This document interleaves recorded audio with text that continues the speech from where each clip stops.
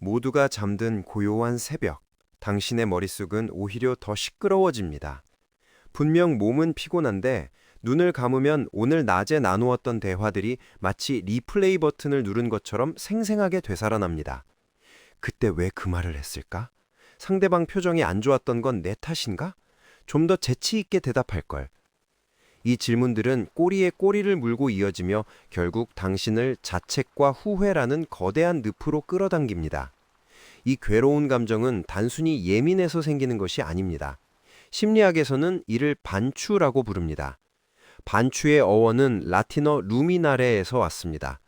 소가 삼켰던 먹이를 다시 입으로 끌어올려 씹는 되새김질을 뜻하죠. 우리 마음도 똑같습니다.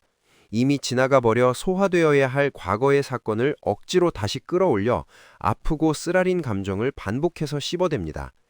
하지만 소의 되새김질은 영양분을 흡수하기 위한 생존 전략인 반면 인간의 심리적 반추는 영양가는커녕 우리 마음의 에너지를 갉아먹기만 합니다.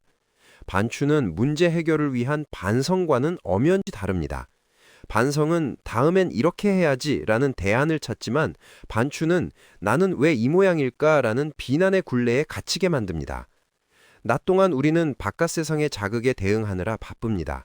업무, 사람들과의 대화, 스마트폰의 알림들. 하지만 밤이 되어 모든 자극이 사라지면 뇌는 드디어 자신에게 집중할 여유가 생깁니다. 이때 우리 뇌의 디폴트 모드가 활성화되는데 문제는 이 시스템이 주로 과거를 후회하거나 미래를 걱정하는 데 특화되어 있다는 점입니다. 특히 너무 많은 일을 겪거나 완벽주의 성향이 있는 사람들에게 이 시간은 더욱 가혹합니다. 타인의 미세한 표정 변화를 읽어내던 그 예리한 감각이 이제는 칼날이 되어 자기 자신을 향하기 때문입니다.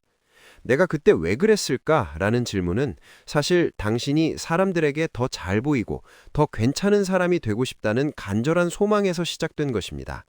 하지만 그 간절함이 방향을 잃고 스스로를 공격하고 있는 것이죠. 그렇다면 우리는 이 지독한 마음의 되새김질을 어떻게 멈출 수 있을까요? 뇌가 멋대로 가동하는 이 자책 시스템의 전원을 끌 방법은 없는 걸까요? 지금부터 그 해답을 찾기 위해 우리 마음의 깊은 곳으로 함께 들어가 보려 합니다. 왜 우리는 오늘 들었던 10번의 칭찬보다 한 번의 따가운 지적이나 실수한 대화를 더 오랫동안 기억할까요? 그것은 당신의 성격이 나약해서가 아니라 인류의 뇌가 생존을 위해 부정 편향을 걷도록 진화했기 때문입니다.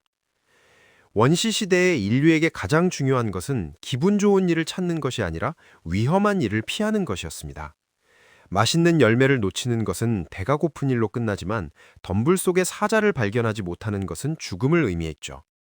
그래서 우리 뇌는 부정적인 신호를 포착하면 비상벨을 크게 울리고 그 상황을 완벽하게 분석하여 다시는 반복되지 않도록 저장합니다. 밤마다 대화를 곱씹는 당신의 행위는 사실 뇌가 당신을 지키기 위해 다시는 이런 위험에 처하지 마 라고 경고하는 생존 훈련인 셈입니다. 여기에 또 하나의 심리적 기제가 작용합니다. 바로 자이카르닉 효과입니다. 사람들은 이미 완결된 일보다 끝내지 못하거나 중단된 일을 더 잘 기억하는 경향이 있습니다. 밤마다 대화를 복귀하는 당신의 마음속에는 그 대화는 실패했어 혹은 제대로 마무리되지 않았어 라는 미완결의 신호가 떠 있습니다.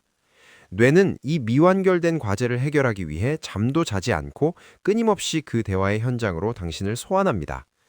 특히 타인의 시선에 민감하거나 완벽한 소통을 지향하는 사람일수록 아주 작은 어색함조차 해결해야 할 미완성 과제로 인식하고 끝없이 분석하게 됩니다. 아이러니하게도 반추는 일종의 중독성을 띱니다. 우리는 과거를 곱씹을 때 마치 상황을 다시 바로잡을 수 있을 것 같은 가짜 통제감을 느낍니다. 머릿속으로 수십 번 대화를 수정하면서 그때 이렇게 말했더라면 결과가 달랐을 텐데 라고 시뮬레이션하는 과정에서 무기력한 현실을 잠시나마 잊는 것이죠. 하지만 문제는 과거의 영화를 아무리 편집한다고 해도 현실의 필름은 바뀌지 않는다는 점입니다. 오히려 편집실에 너무 오래 머물수록 우리는 현재라는 진짜 삶의 현장에서 멀어지게 됩니다. 뇌의 에너지는 한정되어 있습니다. 어제의 대화를 편집하는 데 쓴 에너지는 내일의 당신이 웃을 수 있는 에너지를 미리 끌어다 쓰는 것과 같습니다. 이제 우리는 인정해야 합니다. 당신의 뇌가 밤마다 당신을 괴롭히는 이유는 당신을 망치기 위해서가 아니라 나름대로 당신을 보호하려고 애쓰고 있다는 사실을요. 하지만 그 방식이 너무 서투르고 과할 뿐입니다. 밤에 찾아오는 후회는 당신의 인격적 결함이 아니라 진화의 흔적이자 뇌의 과잉 방어 기제일 뿐입니다. 이 사실을 인지하는 것만으로도 우리는 반추의 늪에서 한 발자국 빠져나올 준비를 마친 것입니다. 이제부터는 멋대로 돌아가는 이 생각의 회로에 정지 버튼을 누르고 거리 두기를 하는 구체적인 방법을 알아보겠습니다. 밤마다 우리를 괴롭히는 그 수많은 말은 마치 절대적인 진리처럼 들립니다. 나는 정말 사회성이 부족해. 사람들이 나를 한심하게 봤을 거야. 하지만 여기서 우리는 아주 중요한 심리학적 사실 하나를 짚고 넘어가야 합니다. 당신의 생각이 곧 당신은 아니라는 점입니다. 생각은 뇌가 분비하는 소화효소 같은 것입니다. 위장이 음식을 소화하듯 뇌는 정보를 처리하며 끊임없이 생각을 만들어냅니다. 즉, 밤에 떠오르는 자책은 당신의 인격이 아니라 뇌가 만들어낸 하나의 현상일 뿐입니다. 하지만 우리는 종종 이 현상과 자신을 동일시합니다. 내가 그런 생각을 하니까 나는 실제로 그런 사람이야 라고 믿어버리는 것이죠. 이것을 심리학에서는 인지적 융합이라고 합니다. 이 융합을 깨트리는 가장 강력한 방법은 생각에 이름을 붙여 거리를 두는 것입니다. 아주 간단한 언어적 습관만으로도 가능합니다. 예를 들어, 나는 무능해 라는 생각이 들었다면 그 문장 뒤에 이렇게 덧붙여 보세요. 나는 내가 무능하다는 생각을 하고 있구나. 처음에는 별 차이가 없어 보일지 모릅니다. 하지만 나는 무능해 라고 말할 때 당신은 그 무능함 속에 갇히지만 나는 뭐라는 생각을 하고 있다 라고 말하는 순간 당신은 그 생각을 밖에서 지켜보는 관찰자가 됩니다. 여기에 한 단계 더 나아가 보세요. 나의 뇌가 지금 자책하기라는 오래된 프로그램을 가동하고 있구나 라고 말이죠. 이렇게 주어를 나에서 나의 뇌나 생각으로 옮기는 것만으로도 생각의 소용돌이에서 한 걸음 물러나 숨을 쉴 공간이 생깁니다. 이제 이 거리 두기를 시각적으로 연습해 보겠습니다. 눈을 감고 당신의 눈앞에 거대한 컨베이어 벨트가 지나가고 있다고 상상해 보세요. 그리고 밤마다 당신을 괴롭히는 그 대사들, 후회되는 표정들을 하나씩 상자에 담아 그 벨트 위에 올려두는 겁니다. 아, 저기 아까 했던 실수 상자가 지나가네. 저건 타인의 시선이라는 이름의 상자구나. 당신은 그 상자들을 억지로 치울 필요도 멈춰 세울 필요도 없습니다. 그저 벨트 옆에 서서 그 상자들이 왼쪽에서 오른쪽으로 천천히 흘러가는 모습을 지켜보기만 하세요. 상자는 벨트를 타고 왔다가 결국 당신의 시야 밖으로 사라질 것입니다. 중요한 것은 당신은 벨트 위에 있는 상자가 아니라 그 벨트를 지켜보는 안전한 관찰자라는 사실을 잊지 않는 것입니다. 우리가 더 괴로운 이유는 생각 그 자체보다 그 생각에 대해 다시 비난하기 때문입니다. 왜 나는 또 이런 생각을 해서 잠을 못 잘까? 라며 2차 가해를 하는 것이죠. 거리두기의 핵심은 판단하지 않는 것입니다. 먹구름이 낀다고 해서 하늘이 망가진 것이 아니듯 자책하는 생각이 떠오른다고 해서 당신의 가치가 훼손되는 것은 아닙니다. 먹구름 너머에는 언제나 푸른 하늘이 존재하듯 생각 너머에는 평온한 진짜 당신이 있습니다. 오늘 밤 생각이 당신을 덮치려 할 때 기억하세요. 당신은 그 폭풍우 자체가 아니라 폭풍우를 바라보는 견고한 집입니다. 앞서 우리는 생각과 나를 분리하는 법을 배웠습니다. 하지만 때로 생각이 너무 많을 땐 견디기 힘들 때가 있습니다. 자책이 심할 때 우리에게 필요한 것은 정교한 논리가 아니라 지금 이 순간으로 나를 붙잡아줄 닻입니다. 그리고 그 닻은 바로 당신의 몸에 있습니다. 우리가 과거를 반추할 때 의식은 과거에 머뭅니다. 이미 지나간 과거로 타임머신을 타고 날아가 버린 것이죠. 이때 의식을 강제로 현실로 끌어오는 가장 강력한 것은 바로 감각입니다. 자책이 시작될 때 즉시 실행할 수 있는 기술을 소개합니다. 이것은 불안에서 빠져나와 현재의 평화로 오게 해주는 심리적 응급처치입니다. 침대에 누워 다음 5가지를 마음속으로 찾아보세요. 5. 시각. 눈에 보이는 5가지 물건을 찾으세요. 천장의 무늬, 창밖의 가로등빛, 침대 모서리도 괜찮습니다. 4. 촉각. 몸에 느껴지는 네 가지 감각에 집중하세요. 이불의 부드러움, 베개의 단단함을 느껴보세요. 3. 청각. 들리는 세 가지 소리를 찾으세요. 시계 초침 소리, 나의 숨소리를 들어보세요. 2. 후각. 코로 느껴지는 두 가지 냄새를 맡아보세요.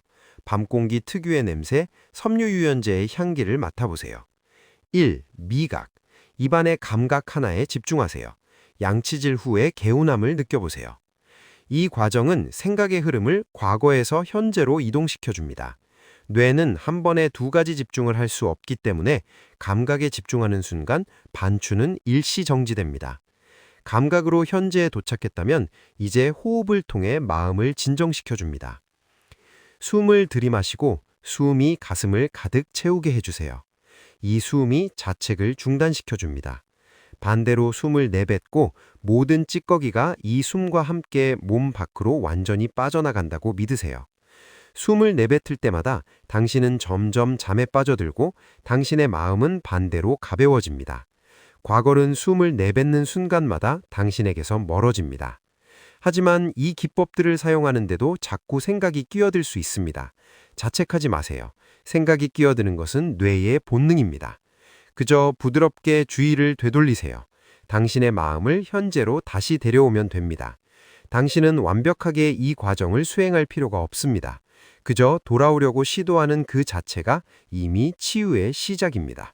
우리는 타인에게는 참으로 관대합니다. 친구가 낮에 한 실수를 고민하며 밤에 전화를 걸어온다면 당신은 아마 이렇게 말해줄 겁니다. 야, 그럴 수도 있지. 아무도 기억 못해. 넌 그때 최선을 다했어. 하지만 정작 똑같은 상황에 처한 자신에게는 어떤 말을 건네나요? 넌 왜 그 모양이니? 사람들이 너를 우습게 볼 거야. 아마 세상 그 누구에게도 하지 못할 가혹한 비난을 스스로에게 쏟아붓고 있을지도 모릅니다.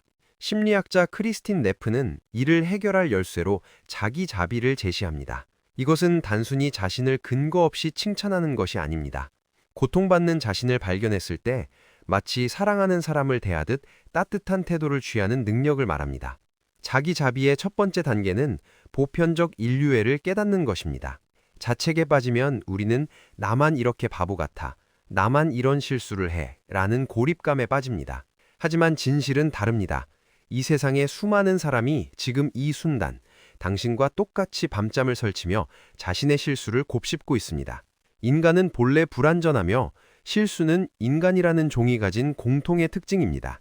당신이 겪는 그 수치심과 후회는 당신이 부족해서가 아니라 당신이 인간이기 때문에 느끼는 아주 보편적인 감정입니다. 나만 그런 게 아니야. 누구나 이런 밤을 겪어. 이 한마디가 당신을 고립된 감옥에서 해방해 줄 것입니다. 이제 당신의 머릿속에서 비난을 쏟아내는 그 목소리, 내면의 비판자와 마주해 봅시다. 이 비판자를 억지로 없애려 하면 더 크게 소리를 지릅니다. 대신 그 비판자의 진심을 들여다보세요. 사실 그 비판자는 당신이 창피를 당하지 않기를, 더 사랑받는 사람이 되기를 바라는 마음에 그토록 모질게 구는 것입니다. 비판자가 너 아까 그 말 정말 이상했어 라고 속삭인다면 이렇게 대답해 주세요. 불안해서 나를 지켜주려고 그러는구나. 알려줘서 고마워. 하지만 지금은 비난보다 위로가 더 필요해. 비판자의 에너지를 수용하되 주도권은 당신이 가져오는 것입니다. 마음속에 아주 따뜻한 친구가 있다고 상상해 보세요. 그 친구는 당신이 가장 듣고 싶었던 말들을 가득해 줍니다. 오늘 하루 참 애썼다. 완벽하지 않아도 너는 충분히 사랑받을 가치가 있어.